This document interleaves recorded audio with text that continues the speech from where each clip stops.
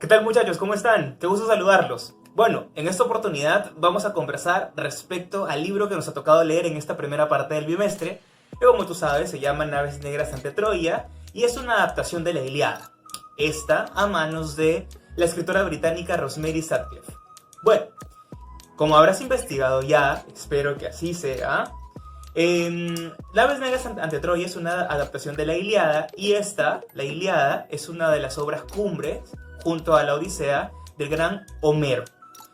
Cuenta la investigación histórica, por ejemplo, que más o menos entre el 1600 y el 1100 a.C.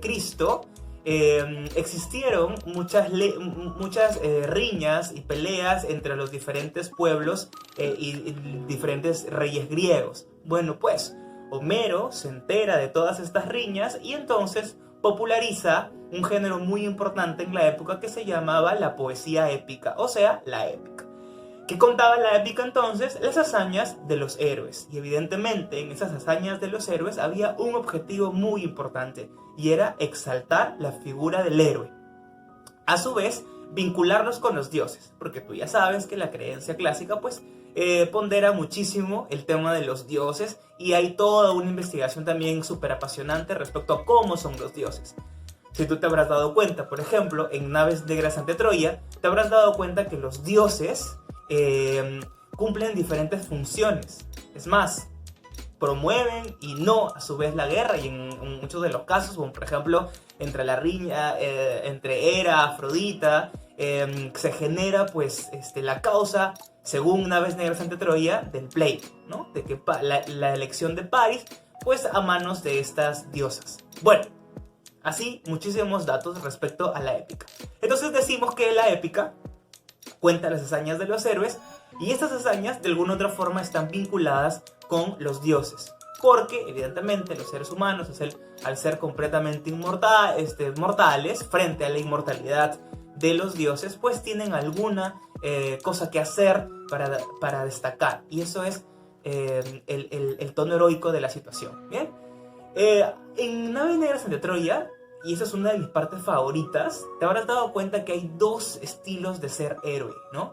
Por un lado, pues tenemos a Aquiles, que es un héroe individual, que busca una fama individual. Recuerda que la fama en la época es muy importante, porque es así como nos acercamos de alguna u otra forma al hecho o a la grandeza de un dios, ¿no? ¿Ok? Tenemos entonces la fama de Aquiles, pero por otro lado tenemos a Héctor, ¿no? Que es hermano de Paris, que, perdón ya, pero súper cobarde. Bueno, entonces luego tenemos a Héctor, que muestra otro tipo de ser héroe. Este es un héroe mucho más familiar, que lucha por su patria, que lucha por el bienestar de su familia. Me entristece mucho, por ejemplo, no sé si ya habrán llegado hasta ahí, pero a mí me entristece mucho, por ejemplo, la parte en la que Héctor se tiene que despedir de Andrómaca, que es su esposa. Eso, horrible. Pero bueno, entonces te estaba contando entonces que Homero populariza este género que es la poesía épica con la Ilíada y con la Odisea. Pero ¿sabes cómo pasaba esto? Pues te vas a sorprender muchísimo con esto que te voy a contar. Tanto la Ilíada como la Odisea se popularizaron vía oral. No existió escritura como tal al respecto, sino que todo esto fue una difusión oral. Quienes se encargaban de hacer esto eran los rapsodas. Y ojo, para ser rapsoda se estudiaba. ¿Por qué? Porque debían memorizar muchísimo, pero muchísimas estructuras. Imagínate, si a ti ahora mismo te cuesta memorizar algunas capitales, por ejemplo, de algunos países, cuán difícil habrá sido para ellos memorizar tantísimos nombres, adjetivos, epítetos, etcétera, que pues tenían que memorizar para cumplir fielmente con lo que pedía esta difusión, ¿no? Porque ellos eran muy celosos con la difusión de su cultura, ¿ok?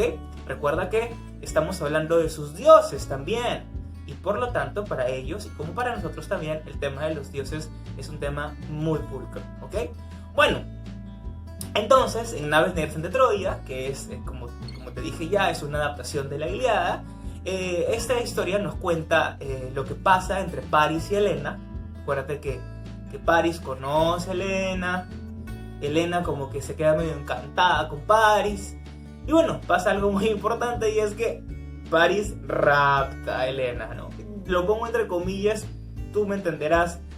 Entonces rapta a Helena y Agamenón, que es el esposo de Helena, obviamente se enfurece y pum, pum, pum, pum, desata toda la guerra que ya te imaginas. Pero la Ilíada, y lo mismo pasa también con Naves Negras ante Troya, no nos cuenta el 100% de la guerra de Troya, sino que nada más nos cuenta un año de esa guerra, que ya es más o menos hacia el final, pero obviamente realiza una serie de flashbacks, o sea, de retrocesos en el tiempo, que nos van explicando el porqué de la situación, ¿ok?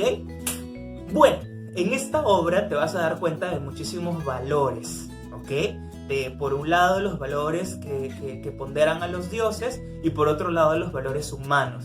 Y te vas a dar cuenta además que tanto en dioses como humanos encuentras muchísimas características de lo que hoy podríamos conocer como el concepto de pecado o del mal, ¿ok? Entonces hay una lucha siempre de intereses entre el bien y el mal, ¿ok? Podrías elegir entonces a tu villano favorito y también podríamos elegir a nuestro héroe favorito, que no necesariamente tendrá que ser, por ejemplo, Paris. A mí particularmente Paris me cae súper mal.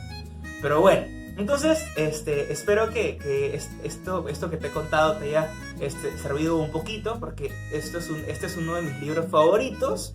Quería compartirlo contigo y el día de mañana te espero para que puedas rendir tu evaluación oral, pero quiero que disfrutes y que también investigues, porque siempre es importante conocer qué es lo que motivó a un autor a escribir tal libro y cómo es que este libro pues está escrito y caracterizado.